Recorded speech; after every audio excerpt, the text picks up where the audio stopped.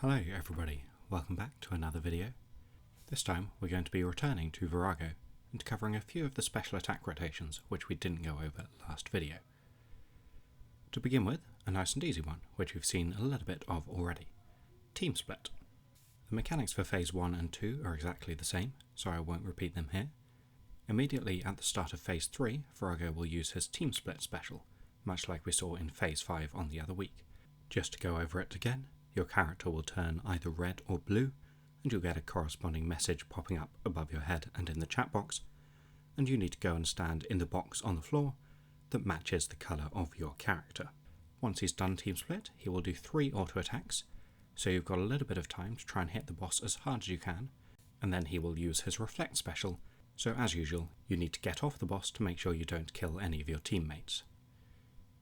As soon as he's finished the Reflect, he will go straight into another Teamsplit, so deal with that as before, and then once that Teamsplit has finished, you've got a period of time before he does the next special, where he'll just be using normal attacks, and this is where you want to do really big damage to try and make sure you finish the phase before you get another Teamsplit. If you don't quite have the damage for this, don't panic, just keep DPSing through the phase, and remember he'll do a Reflect after every odd-numbered Teamsplit. As a final note here, if you went to a box during Teamsplit that was quite far away from Vorago, it's important to make sure you run quickly back in afterwards, because if you stay too far out, you'll start taking bombs. Phase 4 is likewise pretty straightforward. He will do a Teamsplit attack shortly after the clone has appeared, so deal with that as usual. After the Teamsplit attack, he'll go into a set of bleeds, and he'll do a Reflect 3 auto attacks after the 5th bleed as usual. Phase 5 behaves exactly the same as the Teamsplit Phase 5 we covered when we were doing the ceiling collapse rotation, but just to go over it again here, ideally you want to drop your Sunshine or Death Swiftness on drop down, then deal with the Teamsplit, then immediately after the Teamsplit get back into it, stay on the south wall and deal some big damage. He'll do a Reflect after 3 auto attacks, but if you've got enough DPS, as we apparently did here, despite me getting off a bit early, you should be able to finish before he goes into the Reflect. If not, then just make sure you get off for the Reflect, handle the bleeds afterwards, and continue DPSing to finish the phase. The next special rotation we're going to cover is the Scopulus rotation. Once again, no change on phases 1 and 2. On phase 3, rather than DPSing Vorago, we have to kill 2 Scopuluses, or Scopuli, whatever the plural is. The best way to deal with this is to try and group them together like we have done here, and then use either Chinchompas if you're ranging, or just lots of AoE abilities if you're maging, to try and clear through both of them at the same time. Fair warning that they do hit pretty hard. You want to be making sure you're praying melee and using defensives if needed, such as Debilitate, Reflect, and Devotion. It's important to try and kill the 2 Scopuli at the same time. If you leave one of them alive, as we have done here, it will start hitting significantly harder once its twin is dead, and so you want to try and finish that quickly and make sure you watch your health. As you can see here, when I made the mistake of taking my melee prayer off, I quickly got hit for a 4k. Once the 2 Scopuli are down, the phase will end. Phase 4 is super straightforward on this week, because there isn't a new special attack, you just need to handle the usual Waterfall, Stone Clone, Bleeds and Reflects, which the base and bomb tank should be covering between them as usual, and then you'll be into phase 5. For the Scopulus rotation, the phase 5 special is the Purple Bomb. When you drop down, you'll see you have a timer above your head, counting slowly down. When that hits 0, you're going to get hit with a purple bomb, which will deal damage to you and anybody who's next to you. The important thing here is to make sure you're not standing next to anybody when your bomb goes off, because if additional people get hit by it, that will mean you will get pushed back and it will make it harder for you to finish the phase.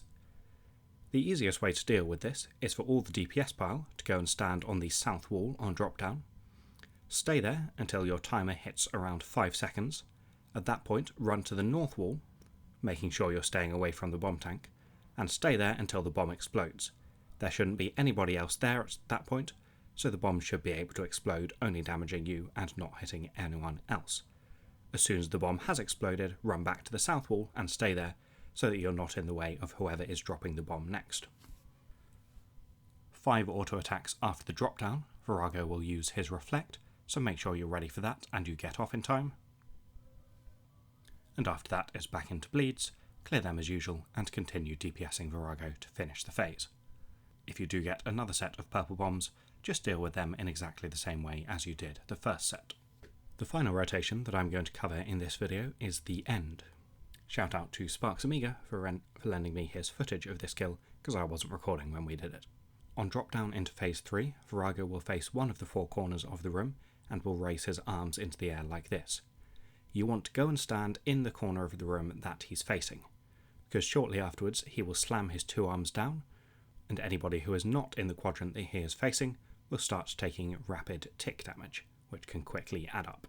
Once you're in the quadrant, as a DPS, it's really important that you stay in melee distance and DPS Vorago. In each quadrant there are different coloured bombs to deal with. The base and the bomb tank should be handling these between them, but if you're not in melee distance, then there's the possibility that you'll get hit by the AoE damage from these bombs. So just stay right in next to Vorago and do as much DPS as possible. If you hit him hard enough, you can finish this phase before he's even completed his first special rotation. Throughout this special, Vorago will first move one of his arms around anti-clockwise, like you can see here. You then want to run across and stand in the next quadrant, because shortly after that Vorago will move his right arm around and turn to face the new quadrant. And once again, if you're left outside, you will start taking damage from this. So as soon as he moves his left arm over, just move into the next quadrant, again taking care to stay within melee distance. Finally, if you didn't make it into the right quadrant at the start, this is your opportunity to get back in. You want to go and stand in the quadrant that he's about to turn to, and when he moves his left arm around, that should bring you inside, and so you'll be in the right quadrant when he turns. After Vorago has been all the way around, he will stand up, and you will get a purple bomb coming towards you, much like we've just seen in phase 5 of the Scopulus rotation. Depending on exactly how the base and bomb are handling the end, you may also get a red bomb. You don't need to worry too much about these, just make sure your health is high enough to tank them. Hopefully you've been soul splitting throughout the phase so far, so your health should be nice and high. If not, then just eat a couple of pieces of food to make sure you don't die to this. As usual, these bombs will do AoE damage, so try and split up and make sure you're not standing right next to anybody else in your team, because if so, you'll both be taking unnecessary damage from getting hit by each other's bombs. Finally, be aware that 3 auto attacks after Vorago has finished the end, he will use one of his usual reflect specials. Once again, just make sure you get off during that. He'll go into another end special immediately afterwards, so make sure you're standing in the right quadrant, and hopefully you'll be able to DPS through any remaining health he has at this point pretty quickly to finish the phase. On phase 4, he does exactly the same thing, triggering the end special shortly after the stone clone has come out. Deal with it as before, moving around as he turns to each quadrant and making sure you stay within melee distance. And finally, on phase 5, he does exactly the same purple bomb special that we've just seen for the Scopulus rotation, so deal with that as I discussed there. And that's all I'm going to cover for this video.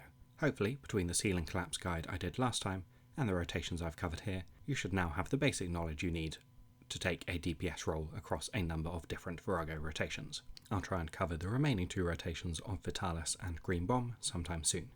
As a final bonus, I thought I'd share a little clip from the conclusion of the end clip which you've just been watching, in which our group got our first ever seismic, after between 100 and 150 kills across the members who come commonly, corresponding to 20, 30 or even more hours of Vorago.